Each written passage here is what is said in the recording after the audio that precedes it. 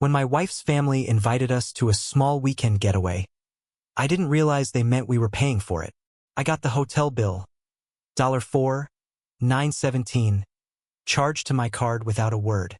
When I asked her sister about it, she said, "Well, you married into the family. That means we all benefit." My wife told me to let it go to keep the peace. That night, I checked her phone and found a group chat called Operation ATM. I was the joke.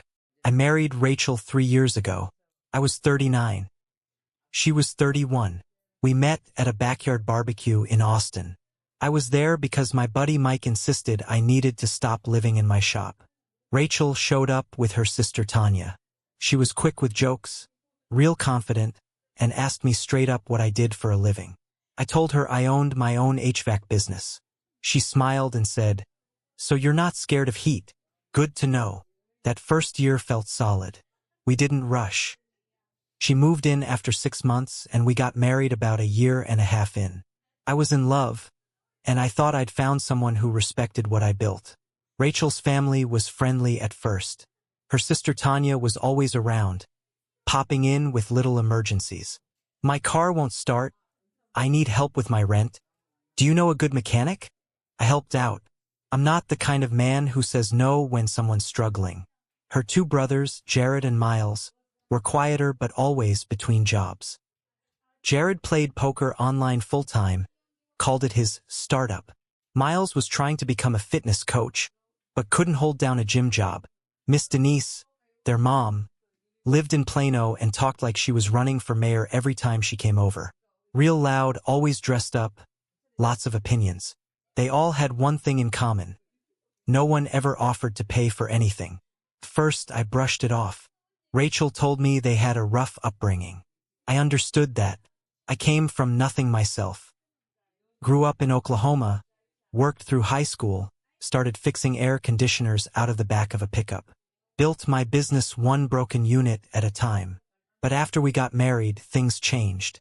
Suddenly, every holiday, every birthday, every random weekend was hosted at our house with my wallet.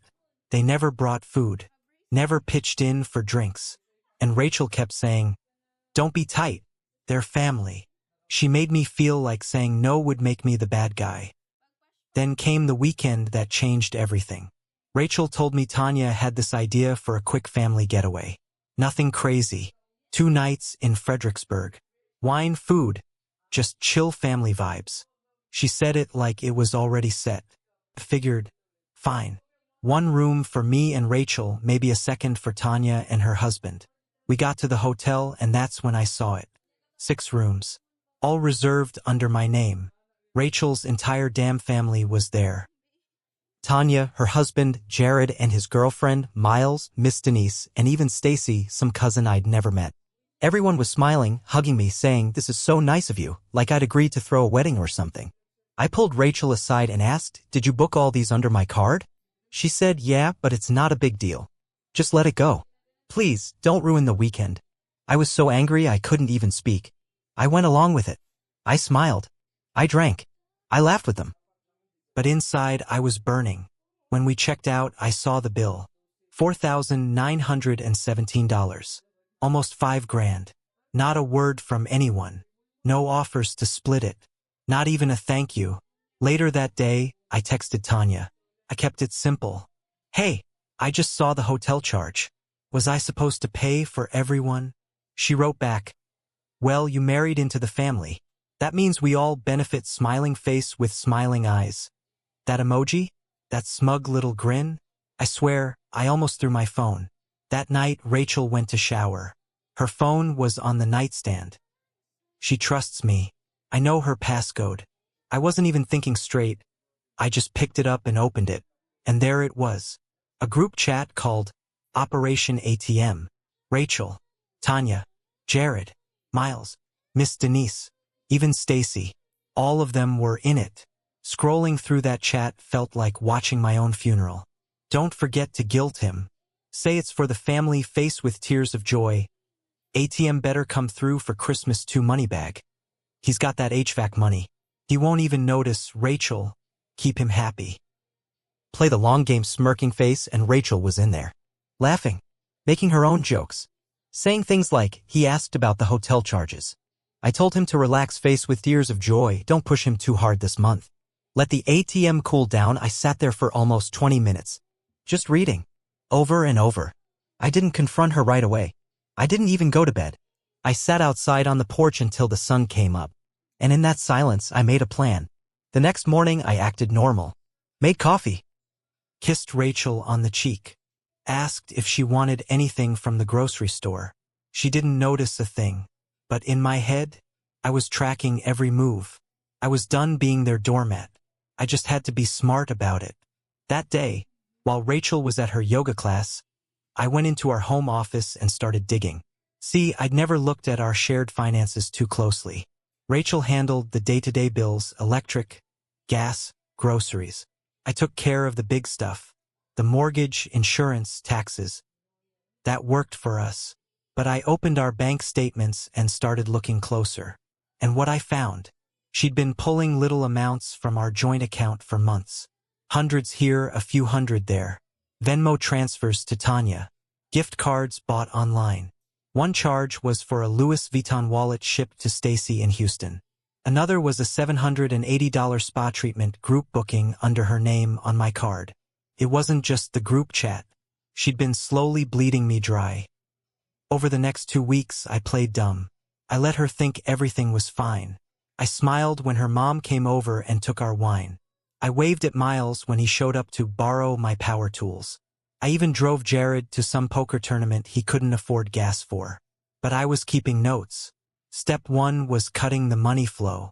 I opened a new business account, separated all my HVAC income, rerouted it through a new LLC I registered under a different name, R&B Mechanical. I left just enough in our shared account to make things look normal. Then I met with a lawyer. Not just a divorce lawyer. A forensic accountant too. I wanted everything documented. Every transfer. Every joke from that chat. Every credit card charge linked to her family. My lawyer said, we build a case. Then you choose how far you want to take it. While this was happening, Rachel started talking about a family cruise for the summer. She sat across from me at dinner and said, Tanya found a great deal. It's only about $7,000 total and she already booked it. We can just send the money through Zelle. I laughed. I looked her dead in the eye and said, sure. I'll take care of it. That night, I logged into the Operation ATM chat from her laptop. She'd left it open. I started screenshotting everything. Every damn message. Then I renamed the group chat. Operation Parasite. I watched from my own phone as the group exploded. Tanya, WTF? Jared, who changed the name? Miles, Rachel, WTF is this? Stacy, this isn't funny, and then I dropped the hammer. I wrote, hi everyone. This is the ATM speaking. But you can call me Rob. You know, the guy whose money paid for your vacations, your dinners, your lazy lives. This chat is being backed up. You'll hear from my lawyer soon. Enjoy the cruise. It's non-refundable. And I logged out. I went to bed while Rachel was still out. Next morning, she woke up frantic. Her phone was blowing up. I just sat there drinking coffee calm. She looked at me with panic in her voice. What did you do? I said I finally made a withdrawal. She didn't know what that meant yet. But she would. Rachel tried to fix it. That whole day she was in crisis mode. She called Tanya, called her mom, even tried texting Jared like he was some kind of mediator. None of them answered. She finally looked at me and said, you went too far. I didn't even look up from my phone. No, Rachel. You did. That night she cried. Said she was sorry. Said she didn't know it would go that far. Claimed she was just trying to keep her family together and thought I didn't mind helping since I made so much. I asked her, would you still be sorry if I hadn't caught you? She didn't answer. She slept in the guest room that night. The next morning, I got a call from my lawyer. They had everything documented. Every dollar. Every message. Every bit of betrayal. They also told me something else. Rachel had quietly taken out a line of credit under both our names. She used my credit score. Over $14,000 in charges. None of which I ever saw. It had been going on for over a year. All to keep up appearances for her family. I was past done. But here's where it got wild. One of the people in the Operation ATM chat, they turned on her. Stacy. Turns out, Stacy was just riding the wave like the rest. But she wasn't as tight with the inner circle. And after I dropped the bomb and locked everyone out, she reached out to me through LinkedIn. Sent me a message saying, if you want receipts, I've got more. They were planning to drain you and bounce. She forwarded emails between Tanya and Rachel. Subject lines like, how much can we squeeze before he notices, and divorce after the refinance? One thread included screenshots of Rachel and Tanya planning to push me into refinancing the house in my name only so Rachel could claim more in the split. They weren't just using me. They were planning to gut me and leave me behind. I gave all of that to my lawyer. At this point, Rachel still didn't know how much I knew. She thought she just had to smooth things over. She made dinner that night, tried to wear the same perfume she wore when we first met, put on that soft voice. Said, we just need to get back to us. I looked at her and said, there's no us. Not anymore. Then I handed her the stack of documents my lawyer prepped. Full divorce papers. Itemized list of fraudulent activity. Demand for repayment. Evidence attached. Her face went white. She said, you're going to destroy me. I said, no, Rachel. You did that yourself. She tried to threaten me. Said she'd tell people I was abusive. Said she'd take her half of my business. I didn't flinch. My lawyer had already protected every inch of it under the new LLC. She had no idea. And the best part? That cruise? The one she told me to send money for? I did send money. But I called the cruise line a day before and canceled all their guest passes. Since I was the one who booked it with my card, I had the power to do that. The cancellation fee was minimal compared to what I gained. They all showed up to Galveston ready to sail. And they were denied at the gate. Tanya sent Rachel a video screaming into the camera. We're standing here with our bags and they said our cabin was canceled. What the actual hell is going on? I watched Rachel watch the video. She didn't say a word. Her eyes were glassy. Her hands were shaking. I stood up and said, you all used me like an ATM. You forgot one thing though. She looked up at me. I finished, ATMs don't forget pins. They shut down. After I handed Rachel the divorce papers and canceled the cruise, everything started falling apart for all of them. Rachel moved in with Tanya. I knew that wouldn't last. 2 weeks later, I saw a Facebook post from Tanya ranting about ungrateful freeloaders and backstabbers living under her roof. It didn't name Rachel, but it didn't need to. I knew exactly who it was about. Meanwhile, the divorce process kicked off. Rachel tried to fight it, claimed emotional distress. Said she deserved alimony. My lawyer buried her in paperwork. We had records of everything: fraud, theft, financial abuse. Her alimony claim went nowhere. The house was in my name. The business was locked down under the new LLC.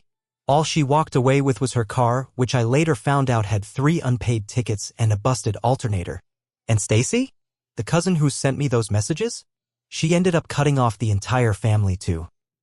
Said they dragged her into their mess and she wanted no part of it anymore. She actually apologized to me. Sent a message that said, you didn't deserve that. None of it. That part stuck with me. But the real justice came when the credit card companies started calling Rachel. She had tried to move the debt around, opened a few new cards in her mom's name, yes, really. But when my lawyer filed fraud reports with the credit bureaus, everything got flagged. I didn't even need to press charges. The banks came after her themselves. She's now facing civil suits from 2 banks and has no lawyer. As for Tanya and the rest of them, their gravy train dried up overnight. No more borrowed cars. No more fancy dinners. Miles got evicted. Jared ended up sleeping on someone's couch and got banned from his poker site for suspicious activity. Last I heard, Miss Denise was trying to get money from a church she barely attended. None of them talked to each other anymore. That little Operation ATM group chat? It turned into war. And me? I moved on. Took a year to get my head right. Bought a smaller house just outside of Austin, still run my business, still work with my hands. But now I trust slower. I pay attention. Sometimes I think about how close I came to losing everything.